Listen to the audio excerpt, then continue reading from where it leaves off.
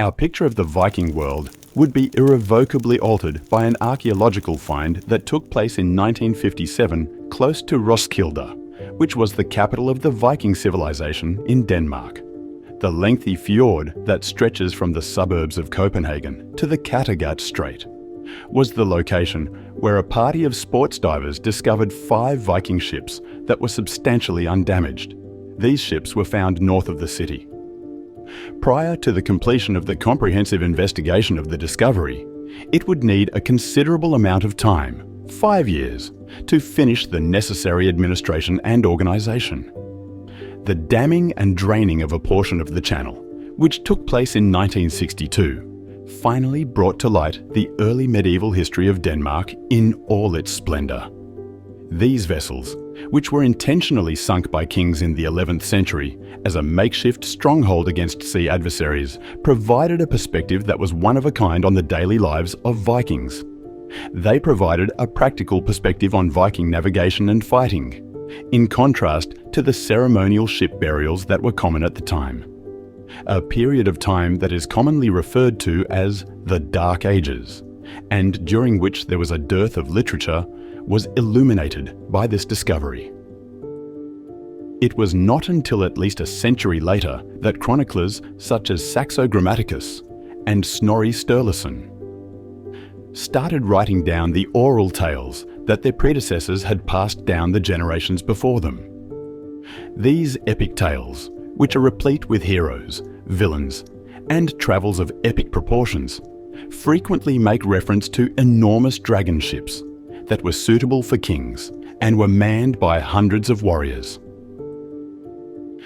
Researchers were given their first actual glimpse of these dragon boats that were spoken about in saga tradition. Previously, these dragon boats were regarded to be nothing more than embellishments by medieval writers. One of the ships that was discovered at Skolderlev was a massive war vessel. When everything is said and done, the discovery of the Skolderlev ships was a watershed moment in the field of Viking studies.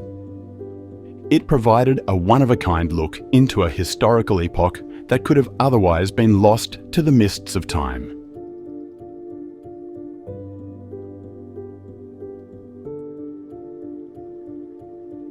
The legacy of the saga, which describes heroic deeds, epic journeys, and perilous dragon ships, was commonly received with distrust and rejected as a collection of exaggerated medieval fantasies. This was due to the fact that the saga was a compilation of tall tales. Saga narratives, on the other hand, gained more credibility after the discovery of a massive war vessel in Roskilde in 1997. This vessel was referred to as the Roskilde 6, and it was found there. In comparison to its predecessors, which can be traced back to approximately the year 1025, this monster, which was constructed from 2 enormous trees and measured 37 meters in length, was noticeably more impressive.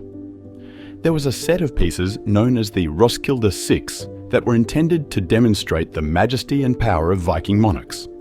It is thought that either King Canute or Olaf Haraldsson of Norway was the owner of these items from the beginning. Saga narratives were verified as a result of their discovery, and it was argued that the dragon ships were not only figments of medieval imagination, but actually formidable vessels that were designed for rulers. This interpretation was based on the fact that the dragon ships were discovered, beginning with smaller crude ships in the 9th century and progressing to more powerful warships in the 11th century. The history of Viking warfare paralleled the changes that occurred in society, as well as the dynamics of power. This progression began in the 9th century and continued until the 11th century. These ships, each of which was a floating castle with its own story, were a display of royal might and dominance during the time of the Viking Age, when kingdoms were at war with one another. Each of these ships had its own story. A more in-depth understanding of Viking society and the militaristic style of thinking that it held can be gained through the study of this time period, which was distinguished by better literacy and historical documentation. The saga's traditions, which are related with genuine events such as the admission of a pretender to Harald Bluetooth's court, provide light on the political intrigue and militarism that happened in Danish society during the later part of the 10th century. These events include the entrance of a pretender to Harald Bluetooth's court, a remarkable level of unity, the greatest population, and the most fertile farmland were all characteristics that contributed to Denmark's rise to prominence as the most powerful of the Scandinavian kingdoms during the Viking Age. Both Sweden and Norway, on the other hand, were struggling with huge wilderness areas and rival centres of power, while also attempting to assert their independence. A figure who came from poor origins and went on to leave an everlasting imprint on history was Sven Forkbeard. This figure emerged against the backdrop of the geopolitical situation in Scandinavia. As a result of the fact that Sven was reputedly born to a servant girl, he was at a significant disadvantage in Viking Age Denmark because he did not have the backing of a second family. He would soon establish himself to be a capable and valued asset, eventually rising to fame, despite the fact that he had initially experienced a setback. Sven was a member of the Jelling dynasty, which was a family that had achieved dominance over Denmark and the regions that were next to it, earning themselves a large number of enemies along the way. It is primarily via the writings of contemporary German chroniclers like Adam of Bremen, Widukind of Corvey, and Tietmar of Merseburg that we have gained an insight of Sven, his family, and the legacy that they have left behind. They offer significant insights into the political scene of the time, despite the fact that their ideas are unquestionably impacted by the Christian perspective that they hold with an outsider's perspective. The Icelandic saga traditions, later Danish writers, and the study of archaeology are the sources that we look to in order to supplement and make these stories more insightful. All of these sources, when taken together, offer a vivid picture of the Jelling dynasty's climb to power and the difficulties they encountered along the way. Gorm the Old, Sven's father, is the protagonist of this story. He is a sea king of unknown origins who grabbed control of the Jutland Peninsula in the middle of the chaos that was caused by a German invasion. The Gorm family's hold on money and authority was strengthened as a result of Gorm's strategic seizure of important commercial towns such as Hedeby, which possessed the unparalleled ability to make coins. Gorm and his descendants were able to commission fearsome warships and erect towering wooden strongholds as a sign of their expanding authority as a result of their economic domination. The significance of the Jelling dynasty in the history of marine transportation is highlighted by the fact that in 1935, on a Danish island, what is thought to be one of the earliest of these new breed of ships was discovered, albeit in a ghostly shape.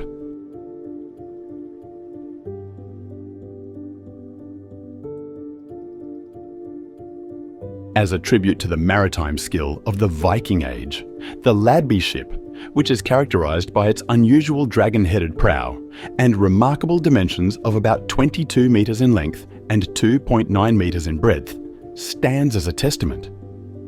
Unlike earlier ships that had several purposes, such as the Gokstad ship, the Ladby ship appears to have been designed specifically for military operations. This suggests that the Ladby ship was the beginning of a tradition that would eventually lead to the creation of enormous dragon boats in the following century. The construction of this vessel exemplifies the strategic significance of naval strength in Viking society. It is possible to transport a huge group of warriors to battle and establish its authority over the oceans. The year 958 marked the year that Harald Bluetooth succeeded his father, and he did not spend any time in establishing his authority and expanding his domain. His first action was to extend his authority to the north by grabbing control of the Viking region of Norway. This was one of his initial initiatives. In addition, Harold endeavoured to form alliances and broaden his sphere of influence beyond the confines of the Scandinavian world.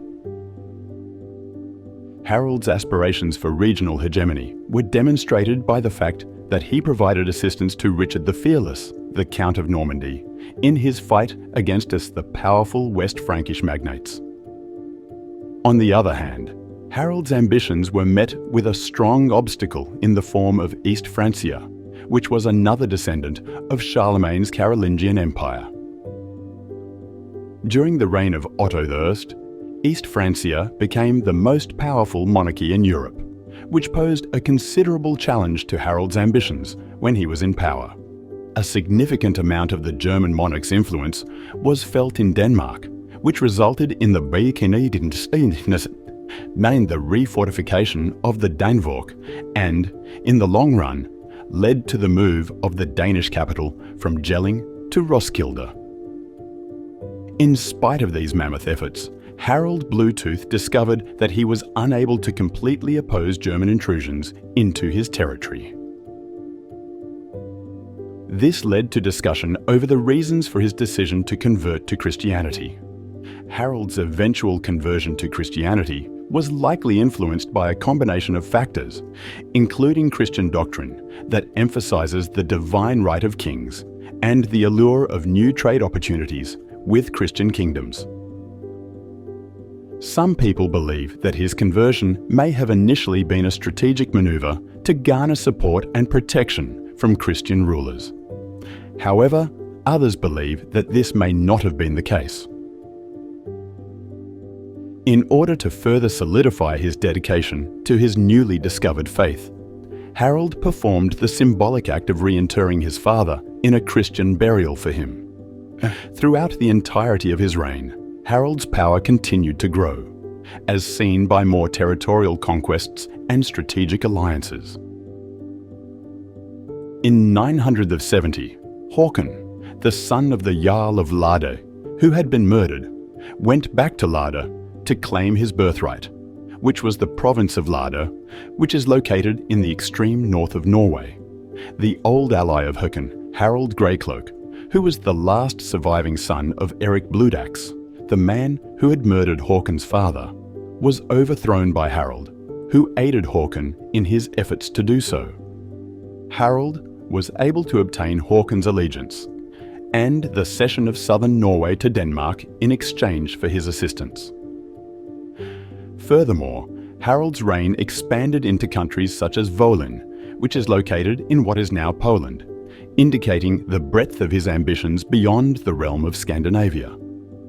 Harold's image as a powerful and important ruler is further enhanced by the possibility that the settlement of Volyn is connected to the fabled Jomsvikings order.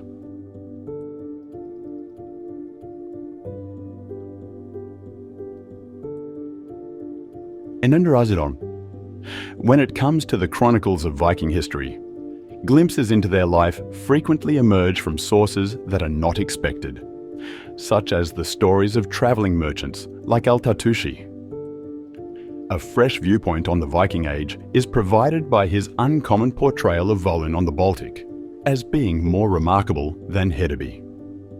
In the meantime, the political landscape underwent a transformation as a result of the ascension of Otto II to the position of German monarch, which paved the way for future confrontations. During this time period, Harold Bluetooth, a renowned character, encountered difficulties when the Germans, led by Otto II, conducted raids across the Dannevirke in the year 974. Harold was unable to oppose the strength of the German army, which resulted in the fall of Hedeby in 975, and might have possibly had repercussions for his reign. Despite his efforts to resist alongside his ally Håkon, Harold was unable to do so. Harold began imposing Christianity upon his subjects as a response to the mounting pressure from the Germans. With this approach, Harald alienated influential figures such as Håkon Jarl in Norway. The events that took place on the opposite side of Europe, however, would soon have repercussions throughout the continent. As a result of the defeat that Otto II endured at the hands of the Kalbid Emir Abul Qasim during the Battle of Stilo, which took place in southern Italy in June of 982, Otto II passed away, and the political landscape of Europe underwent a profound transformation. The fall of Otto II had effects that were felt as far north as the Arctic Circle, when a huge Slavic insurrection broke out, which hindered efforts to Christianize the region for decades. Sweyn, Harald's son, emerged as a formidable Viking warlord in the midst of all of this upheaval. He took advantage of the disarray to retake Hedeby and position himself as a key defender against German attack. A turning point in the history of Scandinavia was marked by Sweyn's acts, which set the stage for future confrontations with his father and his eventual elevation to power. During the Viking Age, which was marked by shifting alliances, political instability, and epic conflicts, there was a rise of leaders such as Sweyn, who would go on to define the destiny of his people for decades to come.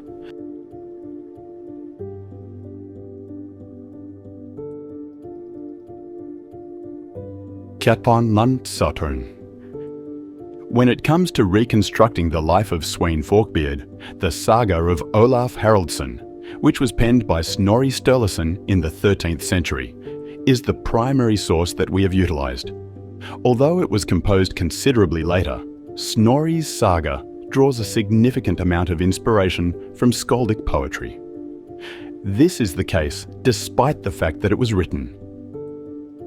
Poems that are credited to Ari Thorgilsson the Wise are included in this collection. These poems offer valuable insights into Sweyn's time period.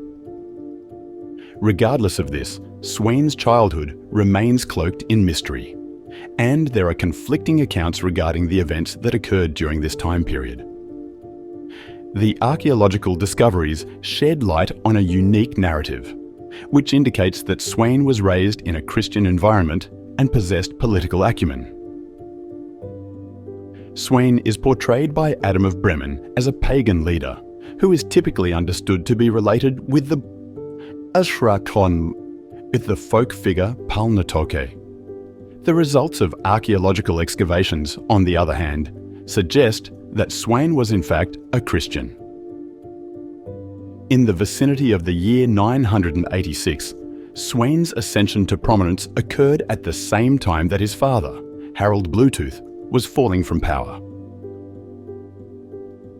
All of these occurrences took place at the same time.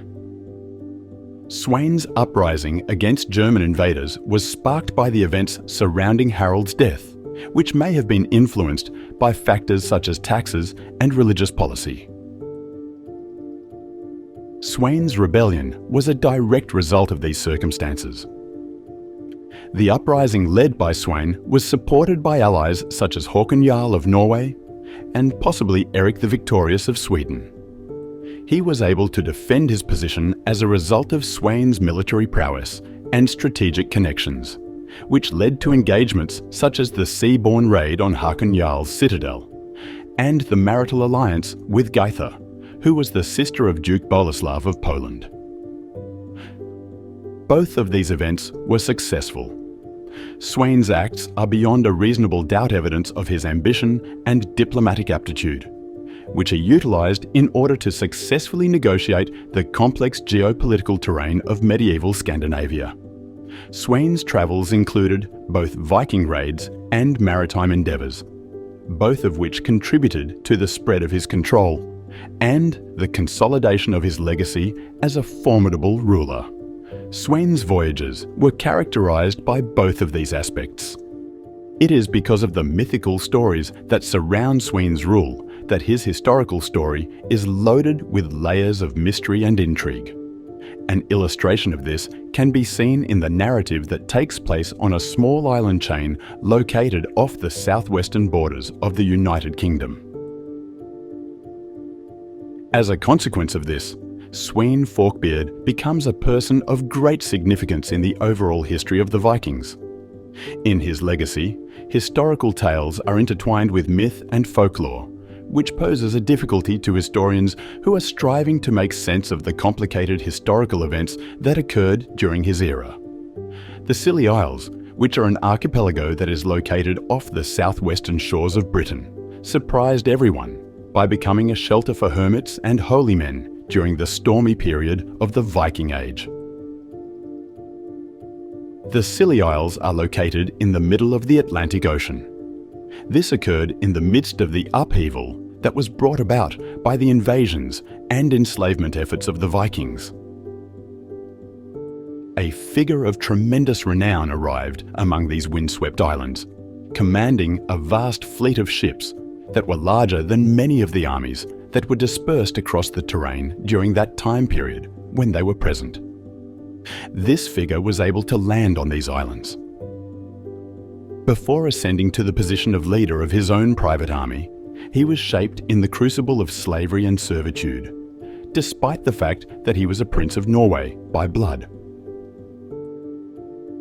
Crowbone was the nickname that was commonly used to refer to Olaf Tryggvason, who was also known by this character.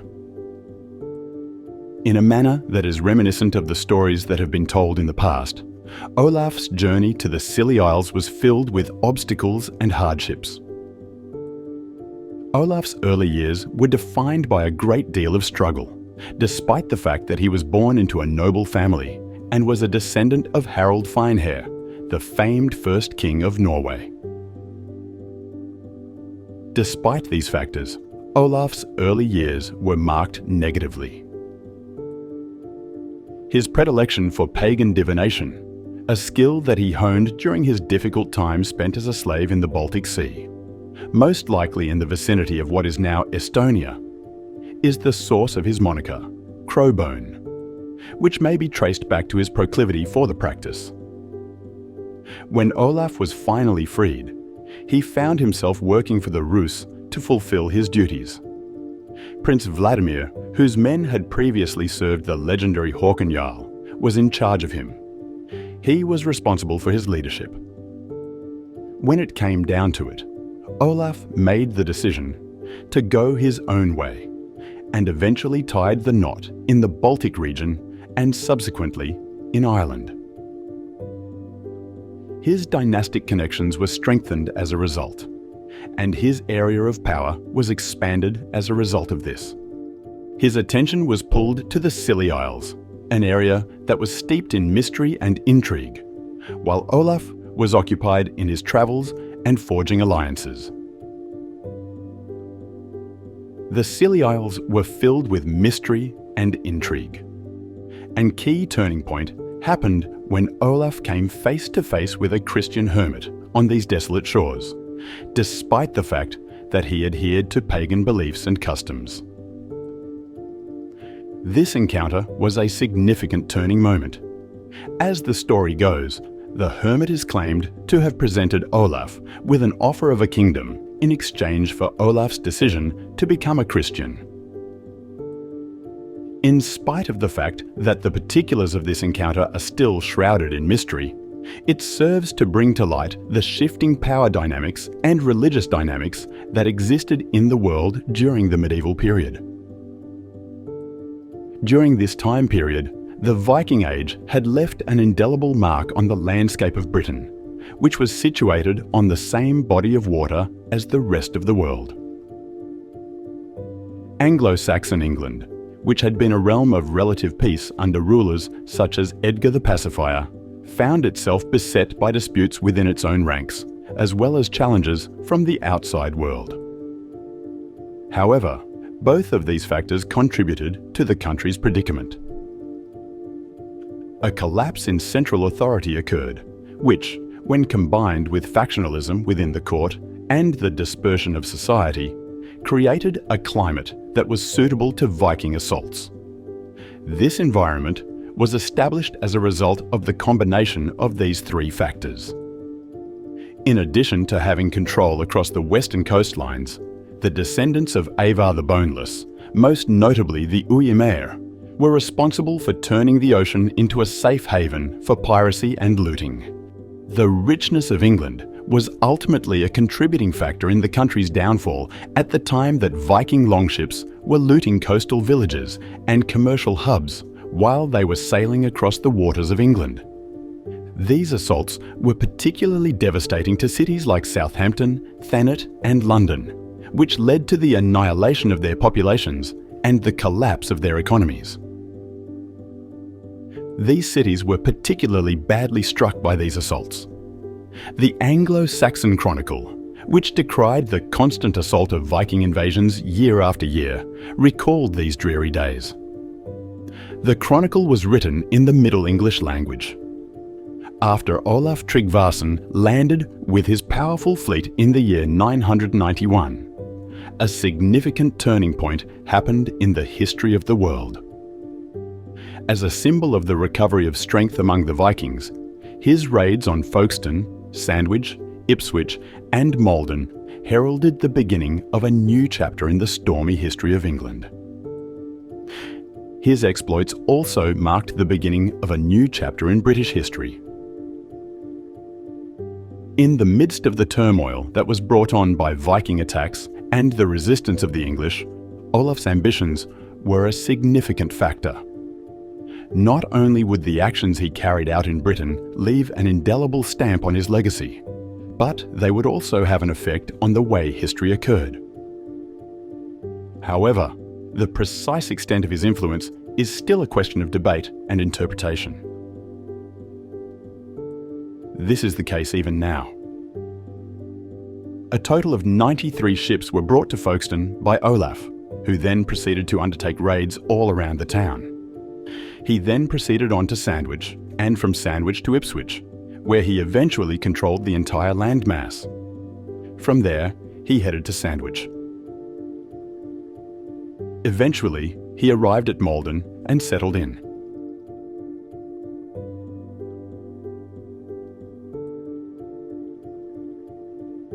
Within the realm of Old English literature, the Battle of Maldon is seen as a significant event that has been commemorated through epic poetry. During the time period known as the Viking Age, this fight was a calamitous occurrence for King Ethelred and his country. On that fatal day, the Viking invaders, who were estimated to number between 2,000 and 5,000 men, came face to face with Earl Brithnoth.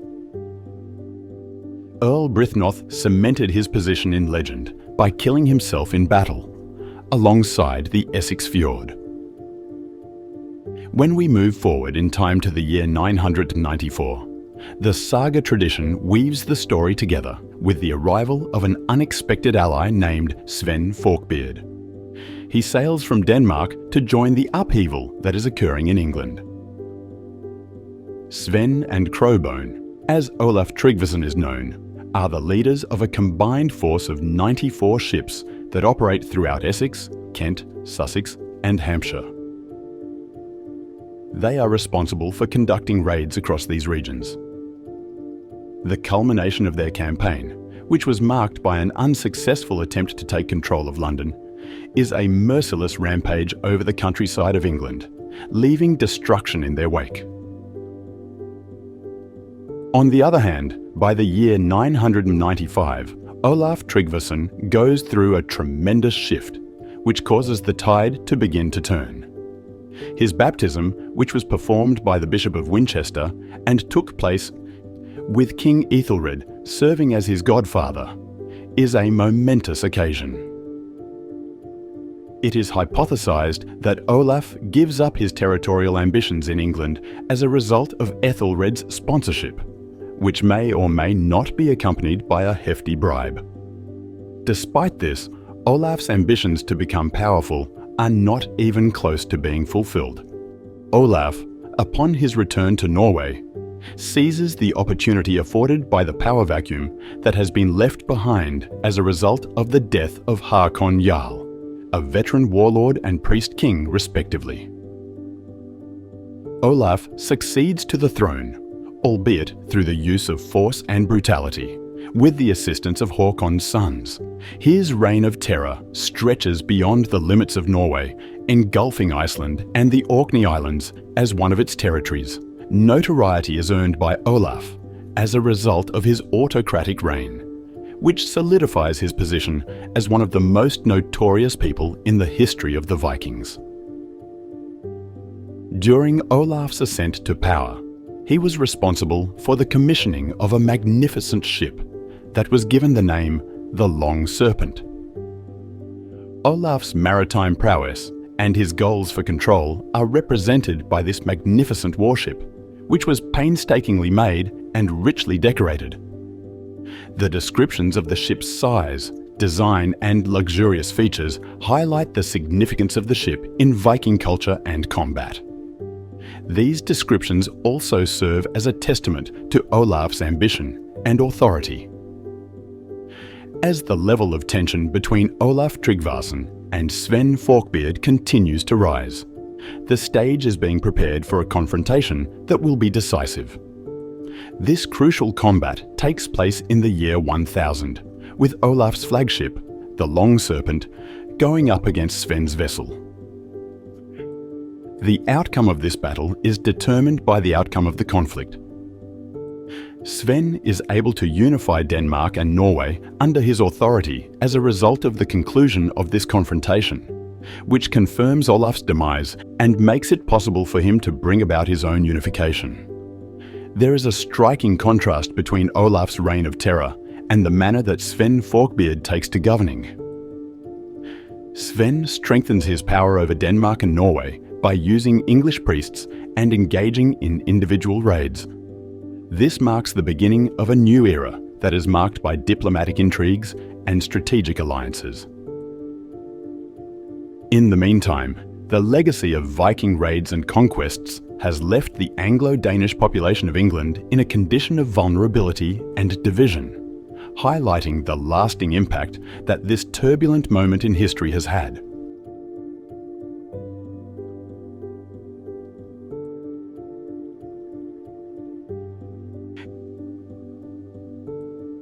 During the turbulent time that took place in England, at the beginning of the 11th century, Sweyn Forkbeard emerged as a pivotal character.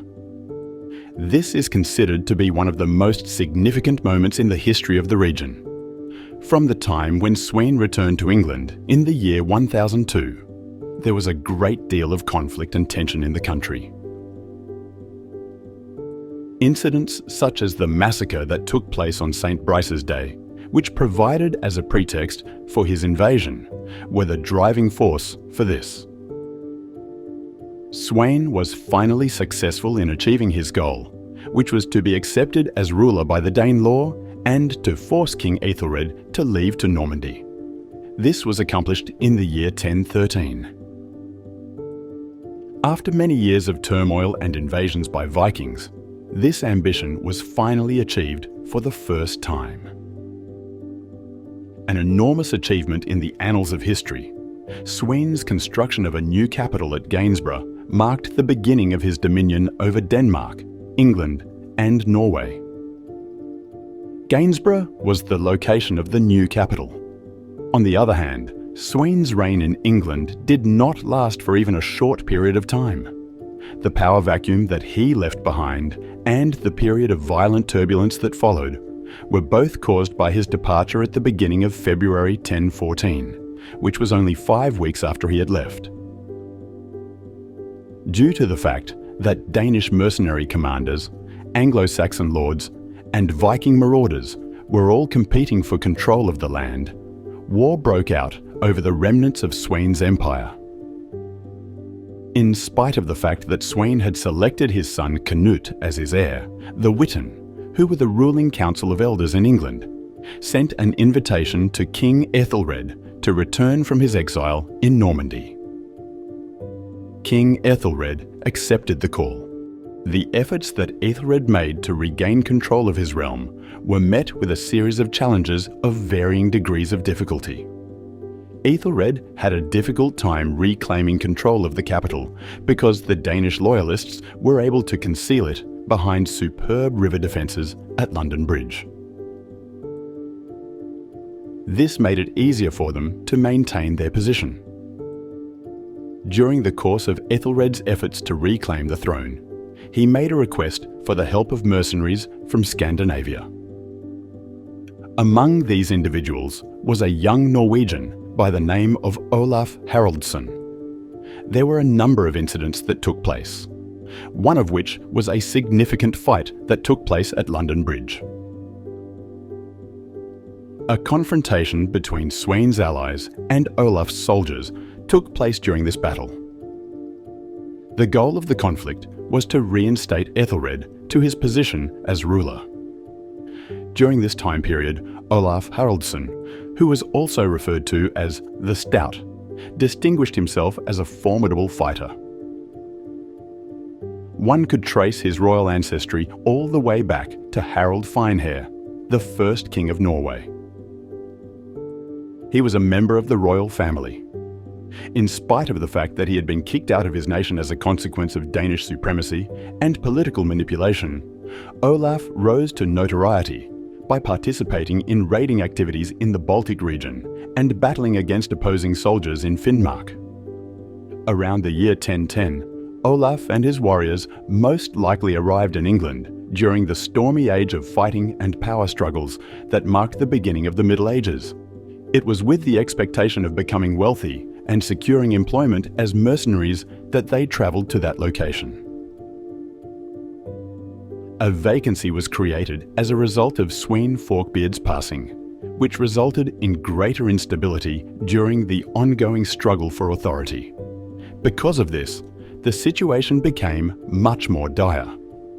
Sweyn's designated heir, Canute, was greeted with opposition from Ethelred's adherents, which led to a complex web of alliances and betrayals.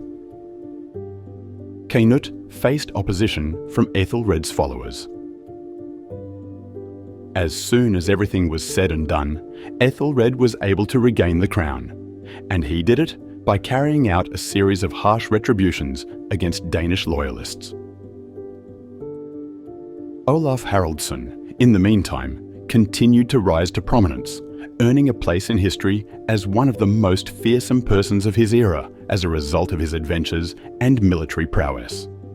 He was able to achieve this by gaining a position in history.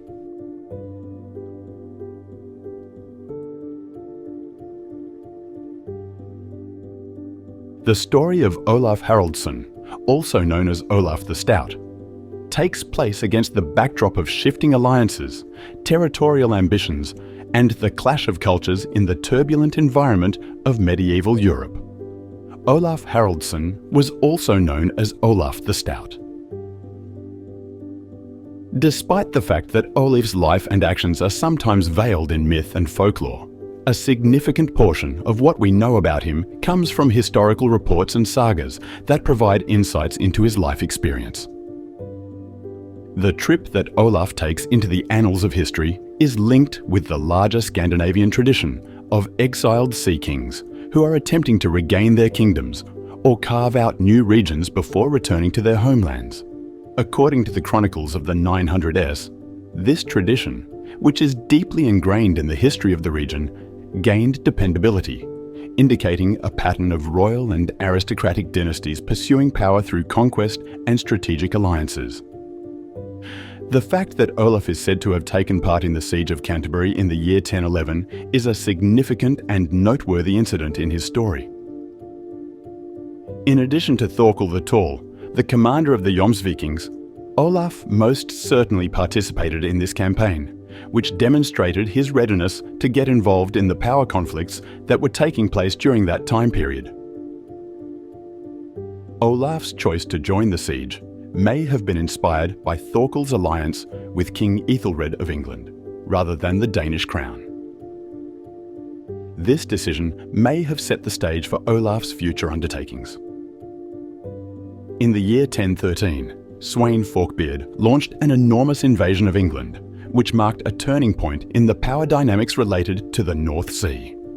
Sweyn's ambitious effort sought to achieve domination not only in a particular region, but also throughout all of the Kingdom of England. As a result of his success in persuading Anglo-Danes and English nobility to support his cause, King Ethelred was banished, which marked the beginning of Sweyn's rise to power and the dissolution of the political order that had previously existed. On the other hand, Sweyn's unexpected death after his conquest ushered in a new era that was marked by both uncertainty and potential. As a result of Sweyn's passing, Olaf was given the opportunity to go back to his country and press his own claim to authority. After leaving England, Olaf, who had most likely received a sizable payment from King Ethelred for his services, may have embarked on attacks in Iberia before being baptized in Normandy, according to the sagas. Not only do Olaf's acts illustrate the intricate relationship between personal ambitions and political alliances, but they also bring to light the ephemeral nature of power in medieval Europe. His participation in significant events, including the Siege of Canterbury and Sweyn Forkbeard's invasion, had a significant impact on the development of history in the region and exerted an influence on the distribution of power among Scandinavian kingdoms and their geographical neighbours. At the time that Olaf set out on his voyage, he was carrying with him the heritage of his ancestors as well as the weight of his own dreams. He was navigating the perilous waters of medieval politics and warfare. In spite of the fact that it was unknown whether he would become a conqueror, a king, or a footnote in history, his biography reflected the turbulent yet vivid fabric that was the medieval world.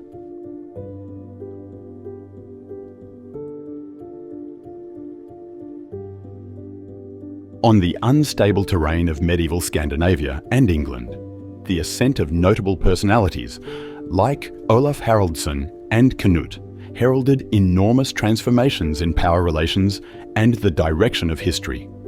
These shifts came about as a result of the turbulent terrain. Canute and Olaf Haraldsson are two examples of figures that fall within this category. Olaf, who was sometimes referred to as Olaf the Stout, was the first person to emerge as a formidable commander. By achieving strategic victories and demonstrating his expertise in the sea, he was able to reclaim the throne of Norway and establish his authority. Canute, the son of Sweyn Forkbeard, was able to skillfully manage the complex political landscape of England during this time period. In the end, he was able to come to the throne of England, and he left behind a legacy that was characterized by cooperation and government.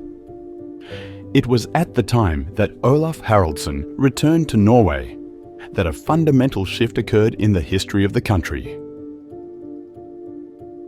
After the small lords were subjugated in the year 1015, Olaf was able to consolidate his power through a series of military triumphs, the most significant of which was the decisive Battle of Nesjard, which took place in the year 1016.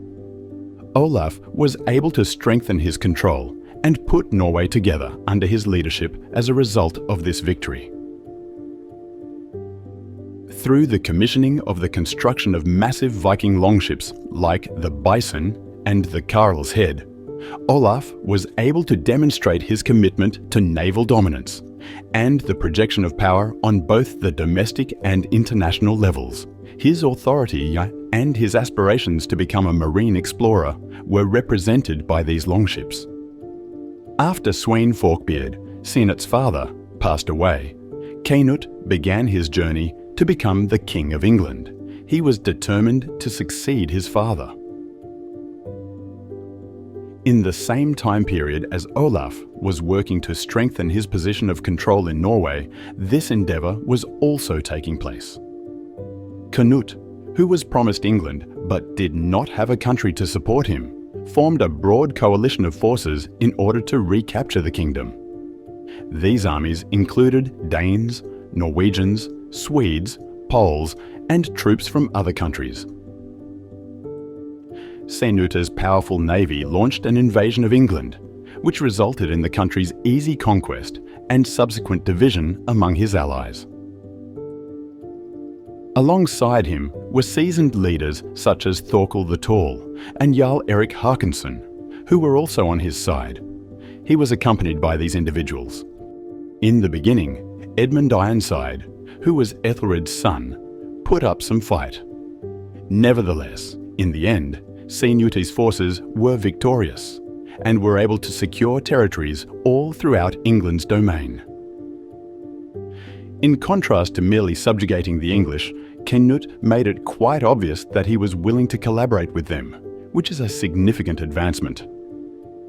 Sinute's diplomatic skills and strategic acumen were on full show in this approach, which established the foundation for effective governance and stability in the kingdoms that he had lately acquired. Sinute's strategy laid the foundations for these improvements. As a result of his reign, Canute was able to manage the complexities of medieval politics with knowledge and determination. And as a result, he left behind a legacy of successful government and partnership.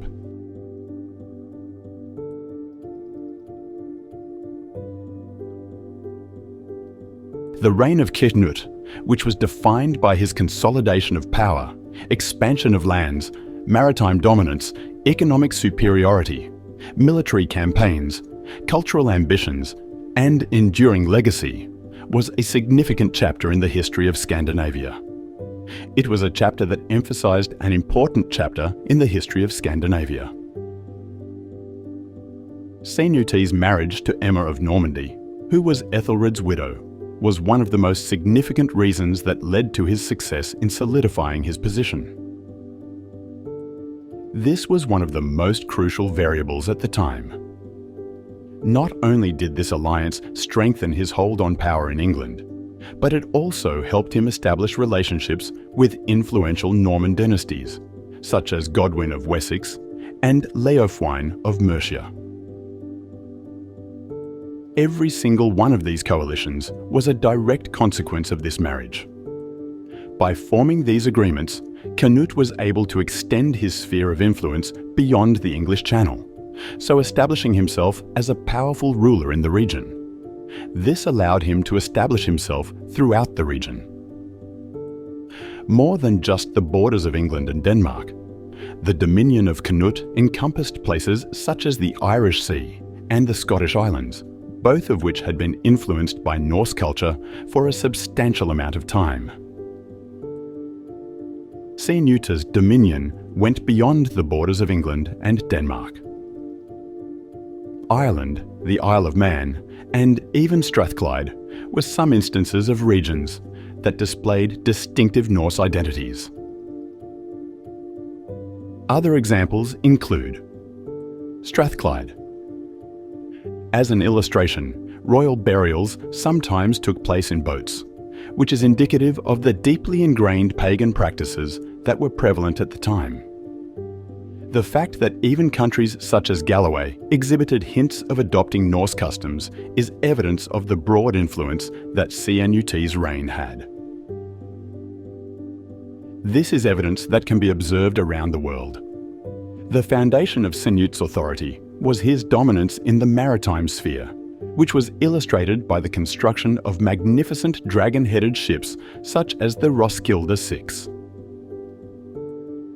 Sinute's dominance lay at the heart of his authority. Not only did these sturdy vessels serve as a representation of Sinute's dominance, but they also made it simpler for him to exert his dominion over the oceans. The consequence of this was that he was able to establish his dominance over a number of kingdoms and trade routes that were located throughout the North Sea region. It was under the reign of Canute that cities such as York, Dublin, and Hedeby became important trading hubs. As a consequence of this, the Carolingian North Sea trade system was supplanted by a new economic network. This network, which made it feasible for specialized vessels known as canars to perform deep-sea trips into the Atlantic Ocean, ushered in an era of economic prosperity and cultural exchange. It also made it possible for people to make connections with one another. Additionally, the existence of this network made it feasible to carry out trade missions that were more widespread. Sianuta's military successes assisted him in further consolidating his rule by leveraging the resources of England and Denmark to expand his frontiers. This allowed him to further expand his territory. Because of this, he was able to stretch out his area. The conflicts that Canute had with the monarchs of the region, such as Olaf of Norway, brought to light his ambitions to establish himself as the dominant figure in the area. It was during these battles that significant moments occurred in the history of Scandinavia. Canute had ambitions in the fields of arts and politics, in addition to the accomplishments he had achieved in the military. He hoped to be as influential in history as individuals such as Athelstan and Charlemagne, and he wanted to follow in their footsteps. His journey to Rome, which he took in the company of Conrad, the Holy Roman Emperor and King of Germany, was proof of his aim to establish a connection with European powers, and to position himself as a European king who possessed modern sensibilities. In spite of the fact that Sianuta's North Sea dominion was destroyed during his reign, his authority had a lasting impact on European history, shaping the way events would unfold for decades to come. His rule had an influence on the way events would eventually develop. Nevertheless, the Viking Age had not yet reached its conclusion.